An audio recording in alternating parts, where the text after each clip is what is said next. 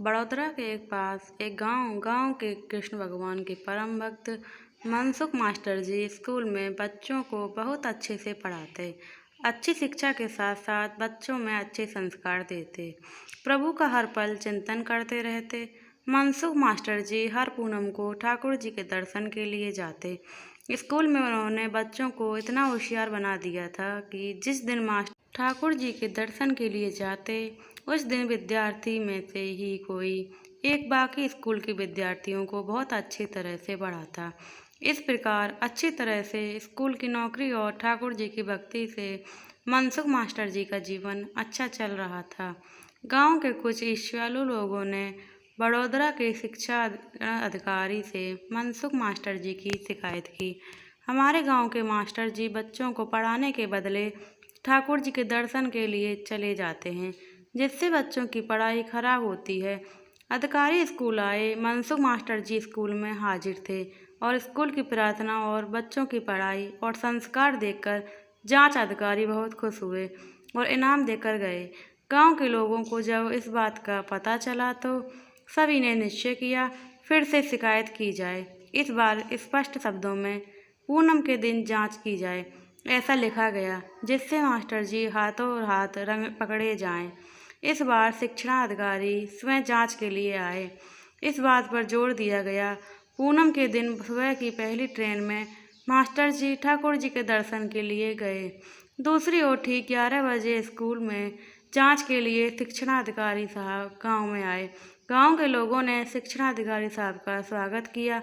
Master जी की पत्नी को जब इस बात का पता चला गांव में जांच के लिए साहब आए हैं और मास्टर जी ठाकुर जी के दर्शन के लिए गए हैं, तुरंत वह दौड़ती घर में गई।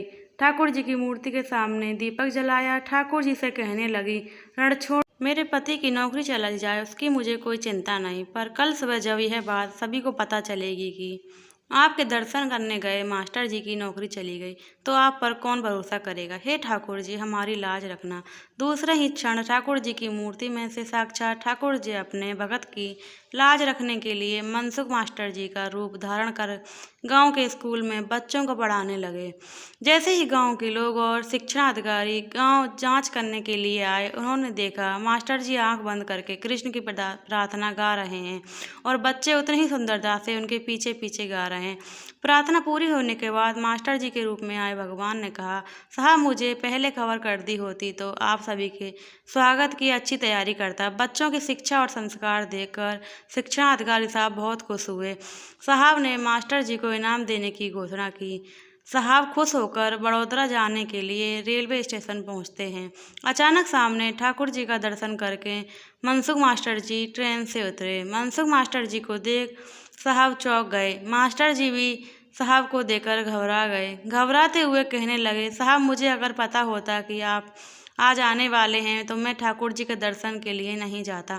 साहब ने कहा, मनसुख जी आप मजाक कर रहे हैं, मैं आपके स्कूल में जांच करने गया, आप खुद पूरे दिन मेरे साथ थे। मनसुख मास्टर जी की आंखें भर आईं। रोते कहने लगे, साहब मैं समझ गया, मेरी नौकरी बचाने के लिए मेरे ठाकुर जी भगवान को मास्टर जी बनना पड़ा। वह मेरे ठाकुर जी भक्तों के लिए आप कितने रूप धारण करके उनका नाम करते हैं। साहब और गांव के लोगों ने जब सारी वास्तविकता सुनी, सभी की आंखों से आंसू निकल पड़े।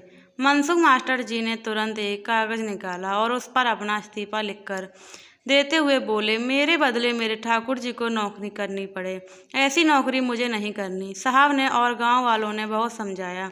गांव के लोग अपनी भूल पर पछताने लगे, मास्टर जी से माफ़ी मांगने लगे। मास्टर जी स्कूल में गए। जिस कुर्सी पर मुरलीधर भगवान श्री कृष्ण मेरे ठाकुर जी बैठे, उस पर 4 परिक्रमा कर उसे प्रणाम 14 आंसुओं से रोने लगे और कहने लगे, ना आज आपको मेरे जैसे तुच्छ मानव के कारण मास्टर का रूप धारण कर नौकरी करनी पड़ी। हे प्रभु, आज आपने यह साबित कर दिया कि आप अपने भक्तों के लिए किसी भी हद तक जा सकते हैं। वाह मेरे ठाकुर जी वाह।